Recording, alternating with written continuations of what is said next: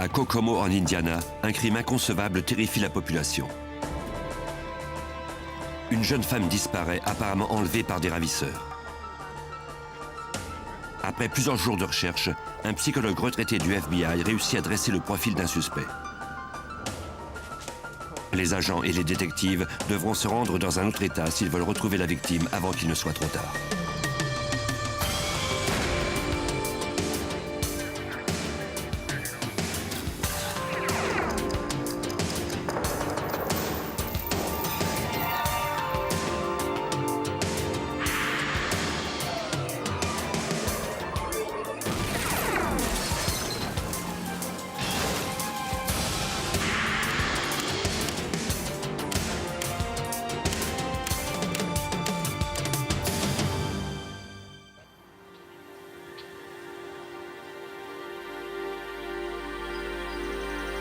C'était presque l'été à Howard County, en Indiana, en 1998, et déjà une première vague de chaleur déferlait sur cette région rurale.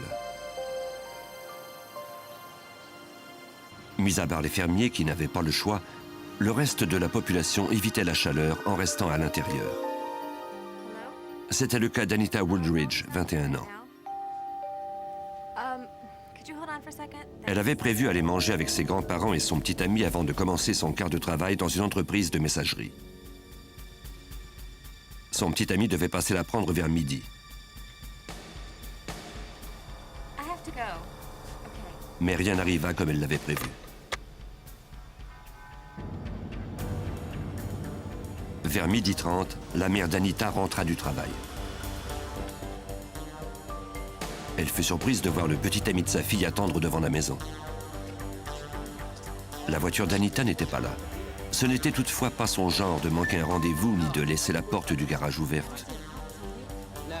Elle remarqua également que la moustiquaire de la fenêtre de la cuisine qui faisait face au garage avait été enlevée. Peut-être quelqu'un était-il entré par effraction dans la maison? La porte d'entrée n'était pas verrouillée. Anita avait disparu. Anita! Anita! Dans la cuisine, Madame Woodridge aperçut des taches de sang sur la table et le carrelage.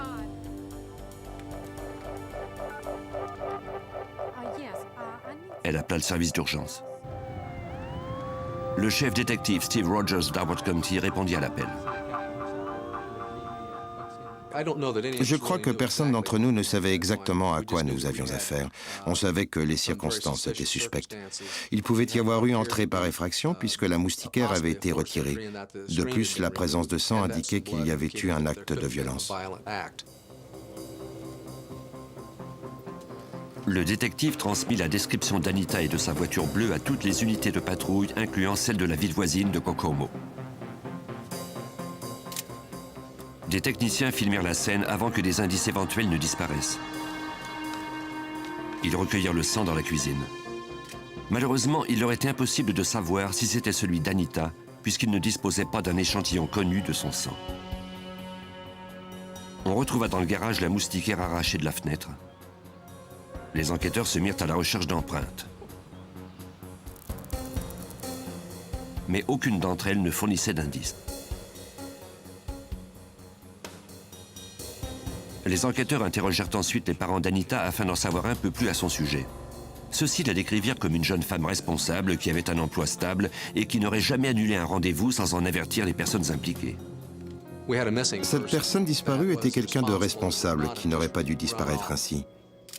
Au cours de nos entretiens avec les gens de son entourage, comme la famille, on s'est rendu compte qu'Anita n'avait pas de problème à la maison, qui l'aurait incité à prendre le large.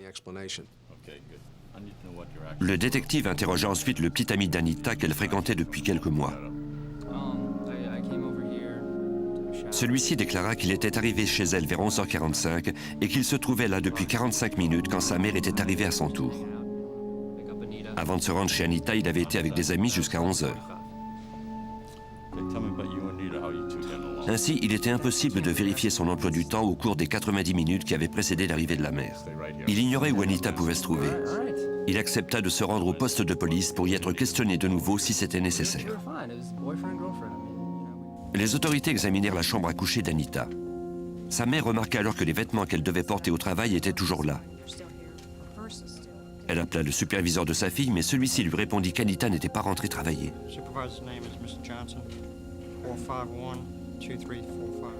Le détective appela à nouveau pour savoir si Anita avait fini par arriver. Son employeur nous a dit que d'habitude, elle allait même travailler quand elle était malade. C'était une personne très fiable, et le fait qu'elle ne se soit pas présentée à son lieu de travail ce jour-là était suspect. Madame Woolridge déclara que la seule chose qui semblait avoir disparu de la chambre d'Anita était une robe de chambre rouge sur laquelle elle avait fait des travaux de broderie. Les experts judiciaires recueillirent des échantillons de cheveux de la brosse d'Anita en vue d'établir son code génétique.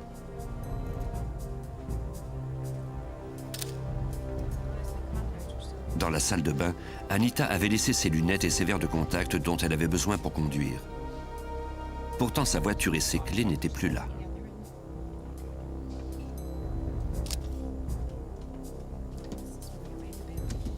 Monsieur et Madame Woolridge remarquèrent également qu'il n'y avait plus d'édredons sur leur lit et que les draps avaient été froissés.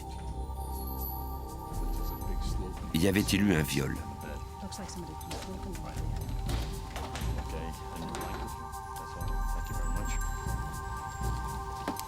Les experts judiciaires se mirent à la recherche d'indices dans la chambre.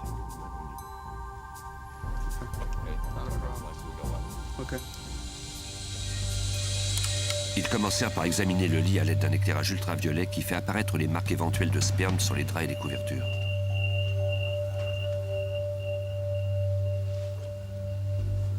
Mais il n'y en avait aucune trace.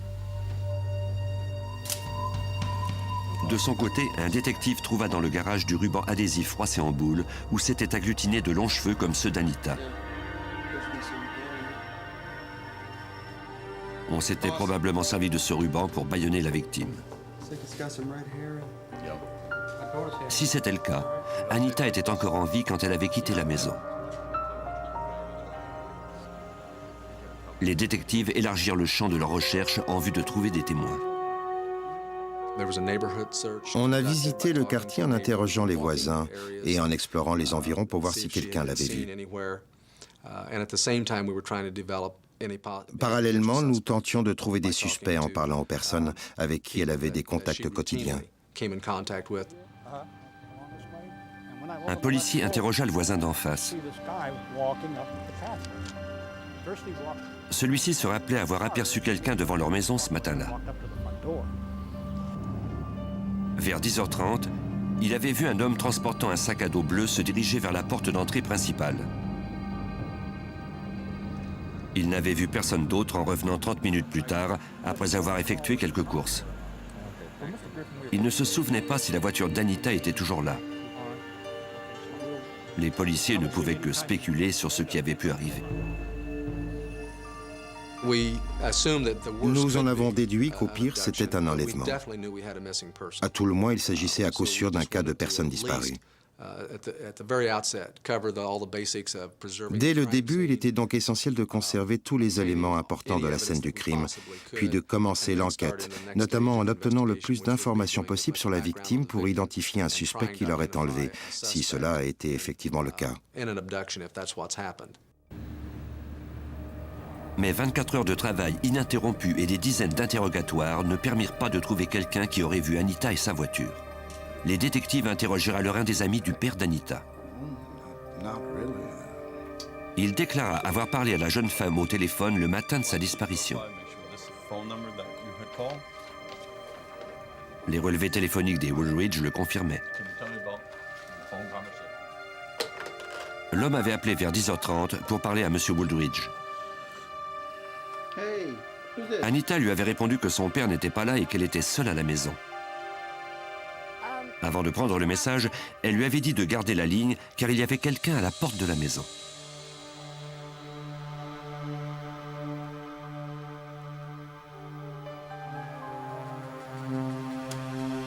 Quand Anita lui parla de nouveau, elle lui dit qu'elle devait partir, mais elle ne lui dit pas qui était venu. Les détectives étaient de plus en plus convaincus qu'il était arrivé quelque chose de grave à Anita. S'il s'agissait d'un enlèvement, on pouvait présumer que le ravisseur chercherait à entrer en contact avec les Woolridge. Des experts mirent leur ligne téléphonique sous écoute. Si le ravisseur appelait, ils seraient prêts. Pendant que de précieuses secondes continuaient de s'écouler, la famille et les amis d'Anita affichèrent sa photo un peu partout dans le secteur. Tous ceux qui disposaient d'informations à propos d'Anita et de sa voiture étaient priés d'entrer en contact avec la police. On appela également les médias pour que la nouvelle se répande au-delà de Kokomo. On surveillait le secteur par voie des airs. Pour aider les policiers dans leur recherche, plusieurs citoyens ratissèrent la région. Dans les secteurs plus isolés de ce comté, il y a beaucoup de petites routes de campagne. Nous disposions de bénévoles et de gens de la protection civile. Ils ont organisé des battues dans des secteurs boisés. Nous avions la conviction que si nous trouvions sa voiture, cela nous fournirait de nouvelles pistes. 48 heures après la disparition d'Anita, le détective Rogers reçut une information prometteuse de la mère d'une de ses amies. Celle-ci lui dit qu'Anita avait eu des ennuis avec un de ses collègues de travail.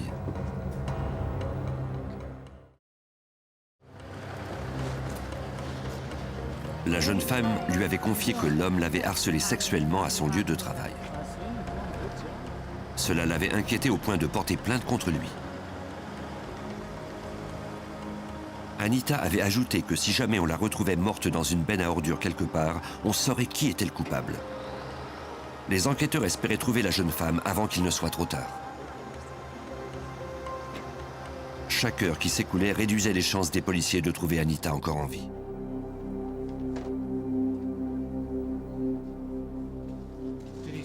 Les enquêteurs retournèrent à l'entreprise de messagerie. Selon le superviseur, personne n'avait porté plainte contre l'employé en question pour harcèlement sexuel. L'homme avait démissionné 3 semaines plus tôt et quitté l'État pour aller poursuivre ses études. Le nom de ce suspect devrait rester sur la liste des policiers jusqu'à ce qu'il puisse fournir un alibi sur l'endroit où il se trouvait au moment de la disparition d'Anita. Pendant qu'on vérifiait cette piste, les enquêteurs se mirent à la recherche d'autres suspects dans le secteur. Ils demandèrent à son petit ami de se soumettre au détecteur de mensonges puisqu'il était impossible de corroborer son alibi du matin de la disparition d'Anita. Le test était constitué de 2 questions. Avait-il joué un rôle dans la disparition d'Anita Woolridge? Et savait-il à quel endroit elle se trouvait? Il répondit non à ces 2 questions, mais on découvrit qu'il mentait. Son nom devrait continuer de figurer sur la liste des suspects. On ne disposait toutefois pas d'indices pour le mettre en garde à vue. Après 2 jours de recherche, les enquêteurs n'avaient guère fait de progrès pour retrouver la jeune femme disparue et ses chances d'être encore en vie s'amenuisaient de plus en plus.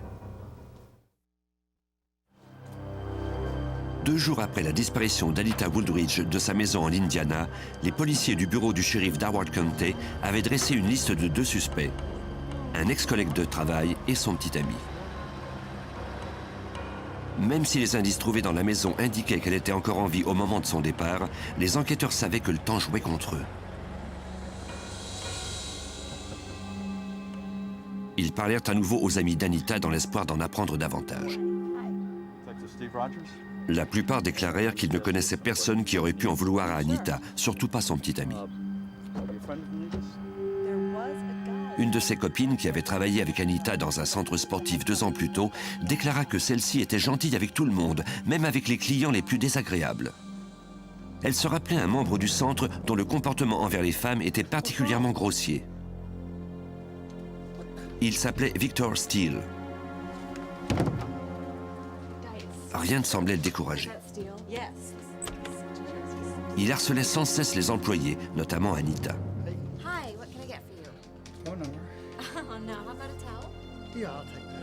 Celle-ci rejetait toujours ses avances, selon le détective Steve Rogers.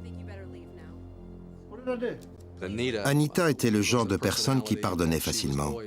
Elle était prête à faire des efforts avec tout le monde et elle avait fait des efforts particuliers pour s'entendre avec cet individu. Mais le comportement de ce client n'avait pas changé et son abonnement au centre n'avait pas été renouvelé. Les amis d'Anita se souvenaient que Victor Steele vivait alors à Howard County. Les enquêteurs vérifièrent ses antécédents.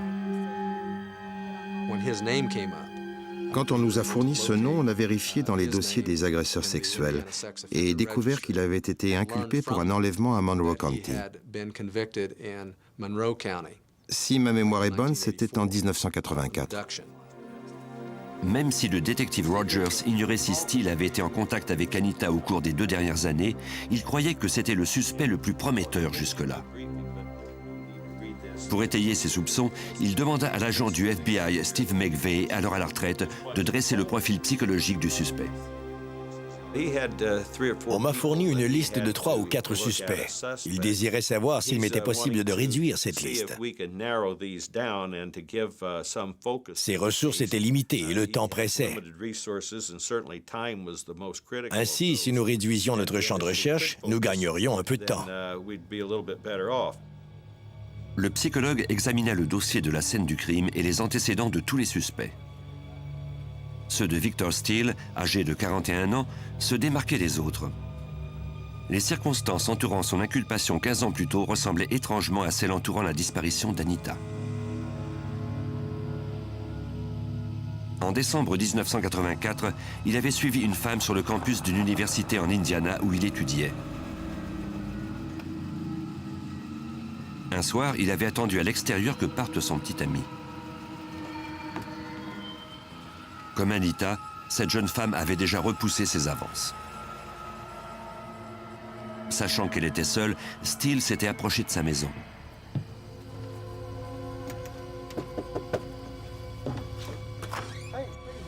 Lorsque l'étudiante ouvrit la porte, Steele en profita pour s'introduire chez elle.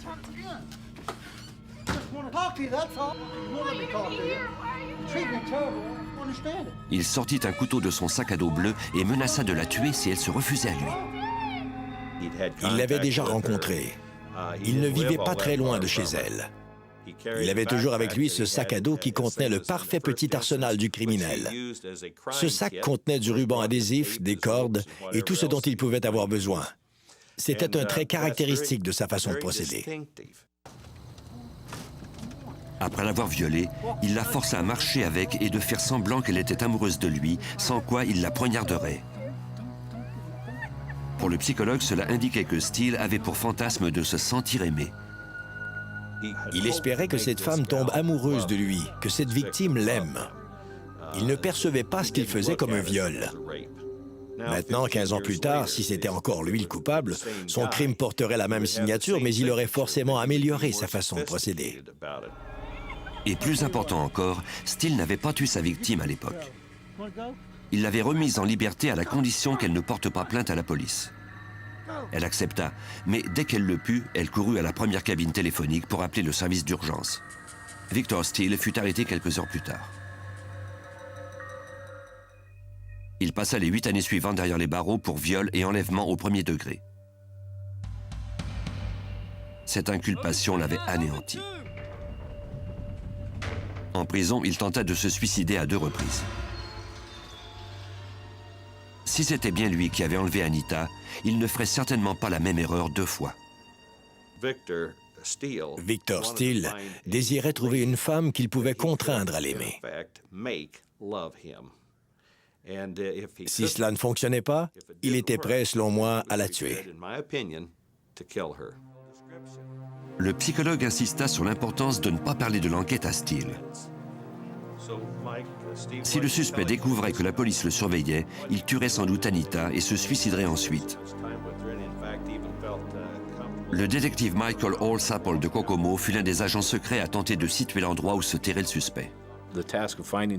Retrouver cet homme signifiait pour nous surveiller son dernier lieu de résidence, soit la maison de sa mère en banlieue de la ville, ici à Howard County.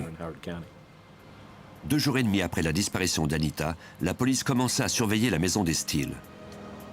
On ne vit personne y entrer ni en sortir. Il fallait que les agents sachent qui se trouvait à l'intérieur tout en restant inaperçus. Une voiture garée devant la maison pourrait peut-être leur permettre de tenter quelque chose. Il y avait une voiture à vendre devant la maison. Nous avons saisi cette occasion pour établir un contact en faisant croire que nous étions intéressés par cette voiture, tout en conservant notre anonymat. Les agents secrets, qui portaient des micros cachés, se préparaient à entrer en contact avec la personne dans la maison. Ils ignoraient si Steele et Anita s'y trouvaient. Ils savaient que leur présence pouvait mettre la victime en danger si Victor Steele découvrait qu'il était soupçonné. Une femme d'un certain âge répondit à la porte. Elle déclara aux faux acheteurs que la voiture à vendre appartenait à son fils Victor. Quand les deux détectives lui dirent qu'ils étaient prêts à l'acheter tout de suite, elle les invita à entrer pour discuter du prix.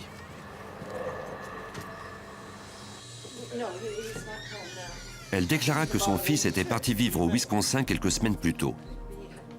Comme celui-ci n'avait toujours pas de ligne téléphonique à son nom au Wisconsin, elle ne pouvait pas le rejoindre. Elle devrait absolument lui parler pour fixer le prix de la vente.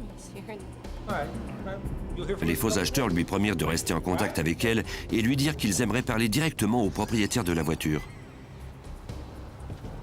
Pour le psychologue du FBI, Victor Steele était sans équivoque le suspect numéro 1. On ne pouvait pas éliminer son nom de la liste. J'avais la conviction qu'il avait trouvé un endroit isolé où il l'avait emmenée et où il pouvait passer beaucoup de temps avec elle. Possiblement dans une autre région que la nôtre, pour que personne ne pense à le chercher à cet endroit. Des policiers en civil surveillaient la maison 24 heures par jour. Pendant ce temps, d'autres membres de l'équipe obtinrent discrètement des informations sur Steele. Ils apprirent qu'il ne travaillait pas et qu'il possédait un pick-up rouge. Personne ne savait toutefois où il vivait.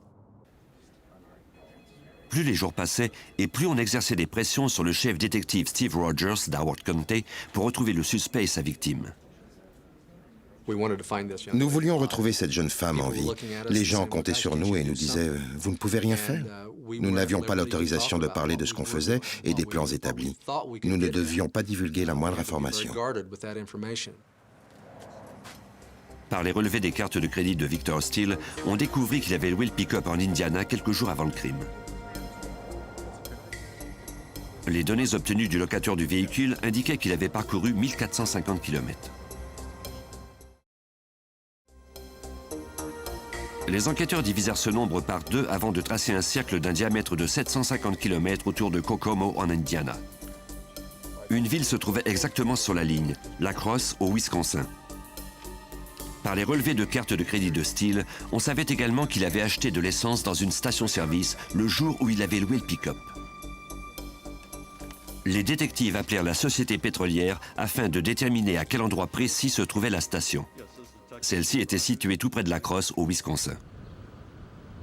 Les enquêteurs avisèrent le FBI que Victor Steele avait vraisemblablement franchi les limites de l'État avec sa victime.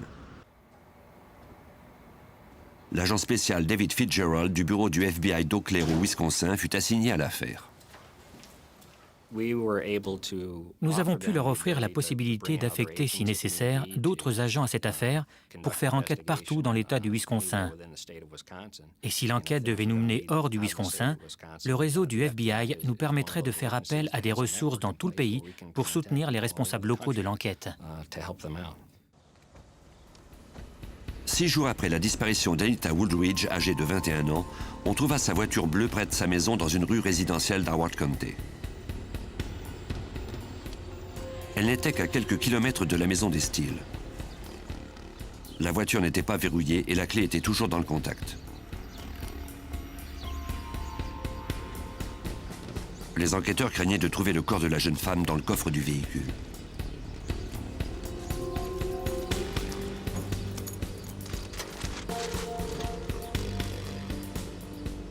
Ce ne fut pas le cas. On trouva toutefois sa robe de chambre et, dessous, d'autres indices encore plus encourageants. Des attaches sectionnées. Cette découverte était très importante pour le psychologue. Il nous a dit que si le ravisseur s'était servi de ces fils pour attacher les bras et les jambes, et qu'il les avait ensuite coupés pour l'aider à sortir du coffre, c'est qu'elle était encore en vie à ce moment-là. Il n'y avait aucune trace de sang, de sperme, ni de trace de lutte dans la voiture. On ne trouva aucune empreinte de doigt suspecte non plus. Les experts trouvèrent cependant ce qui semblait être une empreinte de coude sur la vitre de la portière du conducteur. Ils la conservèrent précieusement pour la comparer dès qu'ils auraient celle d'un suspect. Rogers demanda ensuite au psychologue s'il jugeait utile que l'on assigne une partie de ses effectifs, déjà très limités, à des recherches à La Crosse au Wisconsin. Steve Rogers m'a demandé si, selon moi, cela valait la peine d'envoyer des détectives au Wisconsin pour trouver la femme. Nous avions même le nom d'une ville où le suspect avait acheté de l'essence. Cela dit, ce n'était qu'une hypothèse que le suspect ait effectivement amené la victime à cet endroit. Nous n'en étions pas absolument certains, sauf que nous ne disposions d'aucun autre renseignement à ce moment-là. Une escouade de détectives de l'Indiana prit donc la direction de La Crosse au Wisconsin où, croyait-on, Steele avait vraisemblablement emmené Anita. Ils y rencontrèrent l'agent spécial David Fitzgerald et des policiers de cette ville de 50 000 habitants. Ils ne disposaient d'aucune information spécifique qui laissait croire que Victor était là à ce moment précis, ni qu'Anita était là d'ailleurs. Ils nous ont dit qu'on les trouverait sans doute un peu fous d'être jusqu'ici, mais ils étaient arrivés depuis une journée et demie, et ils étaient persuadés qu'il se produirait quelque chose dans notre secteur et qu'on pourrait sans doute les aider. Ce soir-là, pour perdre le moins de temps possible, les enquêteurs formèrent plusieurs équipes pour tenter de localiser le pick-up rouge de Steele dans les rues de La Crosse. Ils ne s'arrêtèrent pas avant 4 heures du matin. Mais sans adresse ni aucune idée de l'endroit où Steele pouvait cacher sa victime, leurs recherches furent vaines. Une fois encore, ils s'adressèrent au psychologue Steve McVeigh pour que celui-ci les aide à éliminer certains secteurs de recherche. On m'a d'abord demandé si, selon moi, on devait chercher une victime encore en vie ou un cadavre. Je leur ai répondu que, selon toute probabilité, elle demeurerait en vie aussi longtemps qu'ils penseraient pouvoir la contrôler et tant qu'il ignorerait qu'il était soupçonné par la police. Il la garderait sans doute en vie le plus longtemps possible, dans un endroit où il lui serait facile de la contrôler et qui ne présenterait aucun risque pour lui. Les enquêteurs s'accrochaient à l'espoir qu'une semaine après son enlèvement, Anita Wooldridge était encore en vie. 7 jours après la disparition d'Anita Wooldridge de sa maison de banlieue en Indiana, les autorités croyaient qu'elle était peut-être encore en vie. Victor Steele, déjà inculpé pour un viol par le passé, était soupçonné de la détenir à La Crosse au Wisconsin, même si le chef détective Steve Rogers ne pouvait pas le prouver et qu'il ignorait l'endroit précis où se trouvait le suspect. Nous avions encore de l'espoir qu'elle soit encore en vie, mais nous ignorions si c'était bien le cas. Nous avons joué le tout pour le tout. Nous nous sommes rendus dans cette ville, nous y avons établi un poste de commandement. Nous voulions être prêts à recevoir toute information sur l'endroit où il se cachait. Pour obtenir ces informations, des détectives en civil portant des micros cachés retournèrent chez la mère de Steele à Howard County. Ils réitérèrent leur intérêt d'acheter la voiture du suspect en espérant que sa mère saurait où il était et le leur dirait. Le détective Michael Holzapple de Kokomo était conscient des risques qu'il courait. Notre principale préoccupation venait du fait que si Victor Steele apprenait que nous tentions d'obtenir des informations sur lui, il pourrait tuer la victime. Par conséquent, cela mettait sa vie en danger. C'était un risque qu'on devait toutefois prendre. La mère du suspect dit qu'elle n'avait pas le numéro de téléphone de son fils au Wisconsin, mais qu'elle avait toutefois son adresse.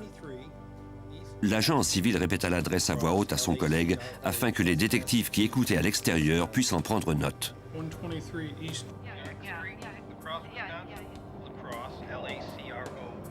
Ceux-ci appelèrent immédiatement leur chef, Steve Rogers, au bureau du FBI de La Crosse au Wisconsin. Mon équipe ratissait les rues de La Crosse avec les policiers de cette ville et les agents du FBI. Je leur ai transmis l'information en leur demandant « Y a-t-il une rue Clinton à La Crosse ?» Ils m'ont regardé étrangement en me disant « Oui ». J'ai répondu « Eh bien, c'est là qu'il faut aller ». Les agents du FBI et les détectives de La Crosse ne mirent que quelques minutes à se rendre sur place. Ils virent le pick-up rouge de Victor Steele garé devant la maison. Dès qu'on a commencé à surveiller le lieu où vivait Victor Steele, j'ai demandé aux autorités locales d'aller voir un magistrat. On devait obtenir un mandat de perquisition de sa maison sur Clinton Street et de son véhicule, ainsi que l'autorisation de fouiller Victor Steele. En attendant que les mandats de perquisition soient émis, des agents contactèrent le propriétaire de la maison qui vivait dans le même quartier pour vérifier si Steele avait de fait loué cette maison. Le propriétaire le confirma. Steele lui avait dit qu'il comptait y ouvrir une petite librairie. Le propriétaire fournit alors aux policiers un plan du bâtiment.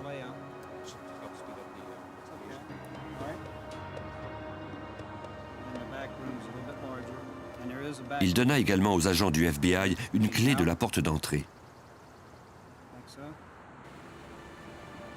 Mais avant de faire quoi que ce soit, les agents consultèrent à nouveau l'expert des sciences comportementales pour tenter de déterminer quelles étaient les chances qu'Anita soit détenue dans l'immeuble. Le psychologue Steve McVeigh les mit en garde. Si la victime était bien là, il serait difficile de la sortir de la maison saine et sauve. Ils se demandaient s'ils devaient faire irruption dans la maison et si la victime était effectivement là. J'étais sûr qu'elle s'y trouvait et qu'elle était surveillée très étroitement par lui. Selon moi, il y avait une chance sur deux pour que le ravisseur la tue et se suicide par la suite si les policiers faisaient irruption dans la maison. Il était impossible de savoir qui se trouvait à l'intérieur. Mais si les policiers attendaient trop longtemps, il serait peut-être trop tard. On a essayé d'établir le meilleur plan possible, mais on était conscient que le temps, si précieux, continuait de filer. On ignorait s'il était préférable d'attendre en continuant la surveillance ou si l'on devait entrer de force dans la maison. On s'est décidé lorsque l'un de nous a aperçu Victor Steele quitter la maison. Après une semaine de recherche, les enquêteurs virent le suspect pour la première fois.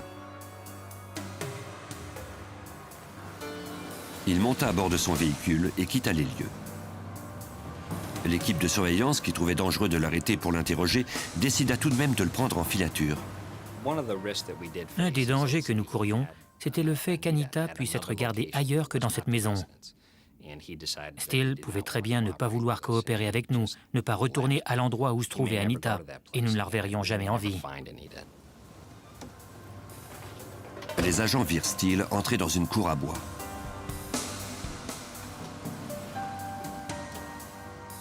Un détective le suivit à l'intérieur.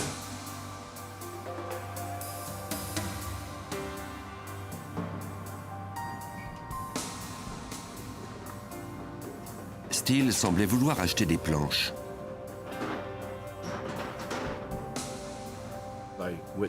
Je l'ai vu acheter du bois. C'était un indice troublant et une information que je devais relayer à l'équipe de surveillance.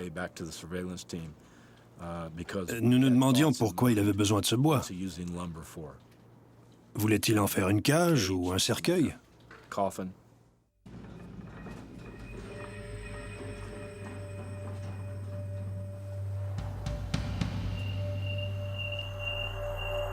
Le détective transmit l'information aux autres enquêteurs. Ceux-ci le virent revenir à son pick-up avec le bois.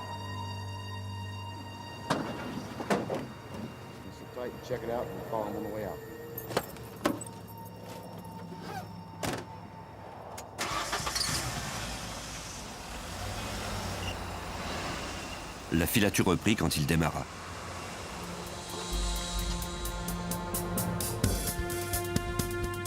Steele refit le trajet inverse en direction de sa maison louée.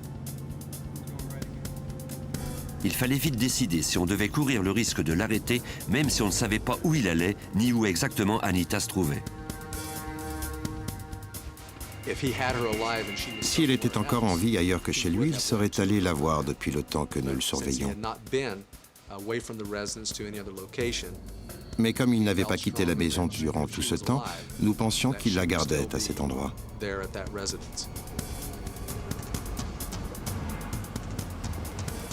Les policiers décidèrent d'empêcher Steele de retourner chez lui.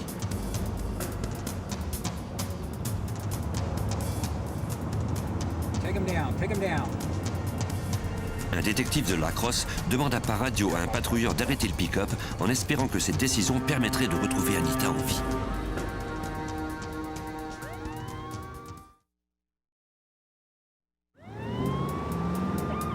Huit jours après l'enlèvement d'une jeune femme en Indiana, le FBI et les autorités policières arrêtèrent leur principal suspect à La Crosse, au Wisconsin. Ils croyaient que Victor Steele détenait Anita Wooldridge dans une maison louée, mais ils n'avaient encore aucune preuve à l'appui de leur présomption, et ils ignoraient si elle était encore en vie. Comme on manquait de preuves pour procéder à l'arrestation du suspect, un patrouilleur de La Crosse lui demanda de ranger son pick-up au bord de la route pour une simple vérification. L'agent spécial David Fitzgerald du FBI s'approcha alors et demanda au suspect s'il accepterait de collaborer à l'enquête. Il n'était pas en état d'arrestation et je ne voulais pas qu'il le croie non plus. Je ne disposais pas d'un motif raisonnable à ce moment-là pour arrêter Steele. Je voulais seulement discuter un peu avec lui.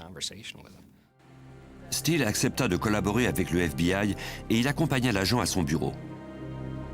Cet agresseur sexuel reconnu déclara ne rien savoir de l'enlèvement d'Anita Wooldridge et mentit quand on lui demanda son adresse. Steele nous a dit qu'il croyait avoir été arrêté par les policiers parce qu'il avait négligé de s'inscrire auprès des autorités du Wisconsin comme étant un criminel sexuel reconnu. Il a dit qu'il était ici au Wisconsin depuis quelques jours à peine et qu'il dormait dans son pick-up. Devant la maison louée de Steele, d'autres enquêteurs s'apprêtaient à entrer. Ils n'attendaient que l'autorisation d'un juge pour perquisitionner la maison. L'attente fut pénible pour le détective Michael Holzapfel. Le moment le plus angoissant de cette enquête a été l'attente du mandat de perquisition en préparation au poste de commandement. Nous avions mis la main au collet de Steele. Il n'était plus une menace pour quiconque. Mais nous ne savions pas dans quel état se trouvait Anita à ce moment-là. Les policiers obtinrent enfin leur mandat. L'escouade utilisa la clé fournie par le propriétaire. Les policiers devaient être le plus prudents possible car l'endroit était peut-être piégé. Ils examinèrent toutes les pièces, notamment le sous-sol. Avant d'y entrer, ils signalaient chaque fois leur présence. Malheureusement, personne ne répondit à leurs appels. Peut-être s'était-il trompé après tout. Au bureau du FBI de La Crosse, un détective et un agent spécial poursuivaient leur interrogatoire de Victor Steele. Le suspect admit avoir connu une femme du nom d'Anita qui travaillait dans un centre sportif, mais il ajouta qu'il ne l'avait pas vue depuis très longtemps. Sans la coopération de Steele, les enquêteurs savaient bien qu'ils ne retrouveraient sans doute jamais la jeune femme. Et malheureusement, il manquait de preuves pour l'arrêter. Steele a déclaré qu'il ne pouvait d'aucune façon aider les enquêteurs. Il a mentionné le fait qu'il n'était pas en état d'arrestation, mais seulement en détention provisoire, et il nous a demandé de le relâcher.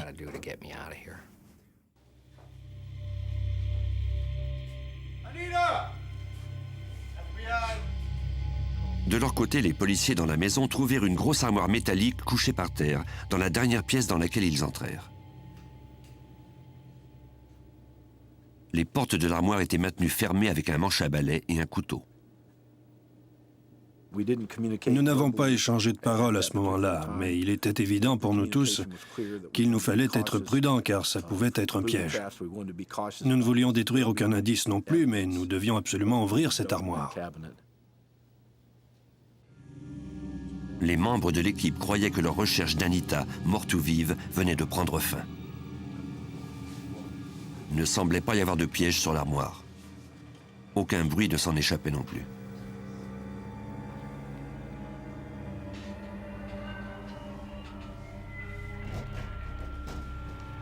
Avec la plus grande prudence, ils débloquèrent les portes de l'armoire.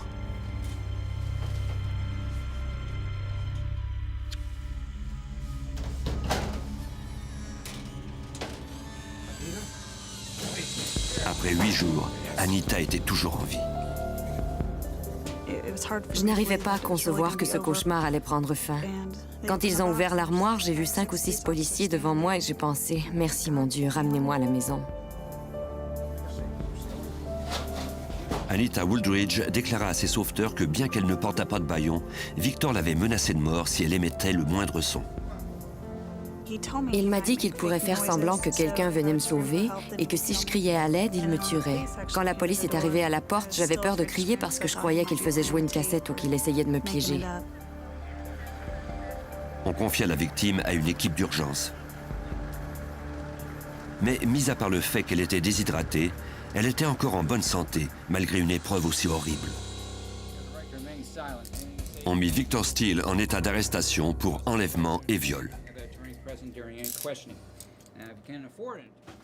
Celui-ci demeura imperturbable. Victor Steele n'a rien regretté de ce qu'il avait fait. Il m'a semblé que les seuls remords qu'il éprouvait étaient dus au fait qu'il s'était fait arrêter. Anita n'avait guère été nourrie pendant sa captivité. En mangeant son premier pas, elle raconta aux enquêteurs comment tout avait commencé 8 jours plus tôt. Victor Steele était arrivé chez elle vers 10h30. Elle se rappelait ce client du centre sportif et l'avait fait entrer. Il lui avait alors dit qu'il faisait du vélo et qu'il aimerait bien boire un peu d'eau. Cela ne m'est pas apparu anormal puisqu'on l'avait tous vu se promener à bicyclette. C'était une journée très chaude. Je n'ai pas hésité à lui ouvrir pour lui donner ce qu'il voulait avant de lui demander de sortir. Anita demanda à Steele d'attendre quelques instants le temps qu'elle nettoie le sang sur le carrelage de la cuisine, car elle s'était coupée un peu plus tôt. Mais dès qu'elle eut le dos tourné, Steele sortit un pistolet paralysant de son sac à dos. Je n'ai pas eu le temps de savoir ce qui arrivait tellement tout s'est passé vite. Puis j'ai compris qu'il m'attaquait et je me suis mise à crier, même si je savais bien que personne ne m'entendrait. Les fenêtres étaient toutes fermées et l'air climatisé était en marche. Quand il m'a frappé dans l'estomac, j'ai perdu le contrôle de mes jambes et je me suis affaissée. Steele mit des vêtements féminins avant de sortir de la maison. Mais avant, il s'empara de l'édredon et de la robe de chambre d'Anita pour lui ligoter les poignets. Il essaya de la sortir par la fenêtre de la cuisine, mais se ravisa et la força à marcher jusqu'à sa voiture. Il la fit monter dans le coffre arrière. Avant de l'emmener au Wisconsin, il s'arrêta chez sa mère, où il la viola. J'ai toujours dit que j'aimerais mieux mourir plutôt que d'être violée. Mais là, c'est comme si mon corps était entré en mode de survie. Je me suis dit, je vais m'en sortir et je vais faire ce qu'il faut. Je vais tout faire pour ne pas mourir de cette façon et laisser mes parents avec des questions sans réponse. Une fois à la crosse au Wisconsin, Steele lui montra une armoire de métal où il la força à entrer. Il lui dit que si elle tentait de s'échapper, il la tuerait. Anita lui promit de ne pas tenter de fuir. Mais Steele ne lui faisait pas confiance.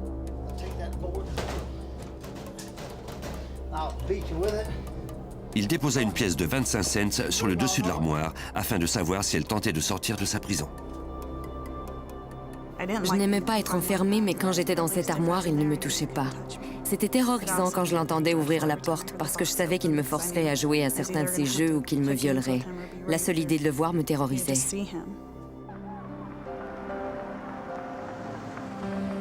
La famille et les amis d'Anita l'accueillirent chaleureusement à son retour à la maison. Le détective Michael Holzapfel ne s'attendait pas à ce que l'affaire se termine aussi bien. J'ai travaillé à plusieurs occasions sur des enquêtes qui ne se sont pas terminées comme je l'aurais voulu, comme je l'aurais souhaité.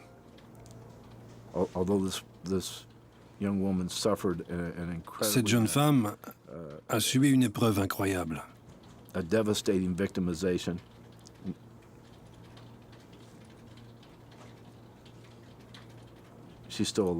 Elle est toujours en vie. Nous avons tous travaillé ensemble pour pouvoir ramener cette personne à la maison, saine et sauve. Victor Steele n'a pas eu recours à un avocat lors de son procès en janvier 1999. Il a été jugé coupable, entre autres, d'enlèvement, de vol de voiture et de possession d'armes. Il a été condamné à la prison à vie sans possibilité de libération conditionnelle. Il est incarcéré au pénitencier de Beaumont, au Texas. Mes buts dans la vie ont changé. Je n'avais jamais pensé travailler dans le domaine des forces policières auparavant, mais c'est maintenant quelque chose qui m'intéresse. J'aimerais pouvoir aider d'autres personnes. Je voudrais qu'il n'y ait jamais plus d'autres hommes comme lui dans nos rues. Cela change complètement mes perspectives d'avenir. Cette expérience aurait pu détruire n'importe qui. Mais grâce à sa force de caractère et à ses valeurs personnelles, Anita a surmonté son épreuve. Elle espère maintenant devenir agent du FBI afin d'apporter son aide aux victimes comme l'ont fait les agents du FBI pour elle.